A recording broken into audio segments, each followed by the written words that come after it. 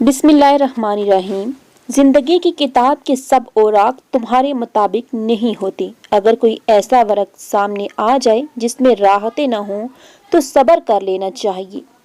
हम तकलीफ के जिस मुकाम पर भी हों, हमसे आगे ज़रूर कुछ लोग होते हैं। उन्हें देखकर हमें शुक्र की लाठी थाम लेनी चाहिए ताकि रास्ता सहूलत से कट सके।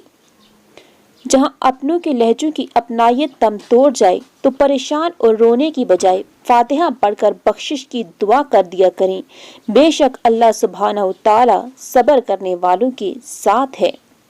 अपने अंदर बर्दाश्त पैदा करें। मालूम नहीं आपको कौन कौन बर्दाश्त कर रहा है।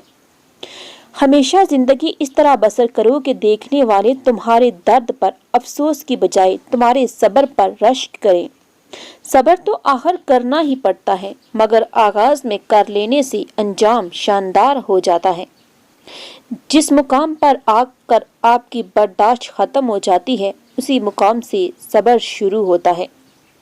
जरूरी नहीं कि कोई बद्दुआ या आहत तुम्हारा पीछा करे। बाज औकात किसी का सब्र भी तुम्हारी खुशियों की राह में रुकावट बन सकता है।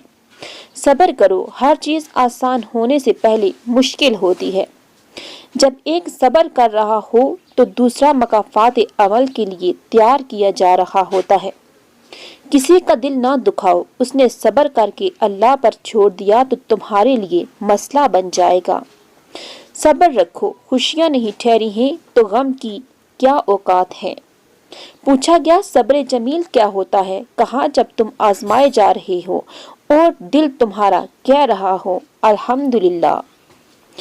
इंसान जब सब्र करना सीख लेता है तो दुनिया की कोई चीज उसे तोड़ नहीं सकती। सब्र करना सीख ले, अल्लाह सब जानता है। वो जानता है आप किन वक्तों से गुजरे हैं। यकीन करें वक्त बदल जाएगा। जमाने की गर्दिश से दिल बर्दाश्ता ना हो, इसलिए कि सब्र अगरचे कड़वा है लेकिन उसका फल मीठा है। सब्र दो तरह का होता है, एक नागवार बातों पर सब्र और दूसरे पसंदीदा चीजों से सब्र। सब्र, खामोशी और लाताल्लुकी बेहतरीन इंतकाम है।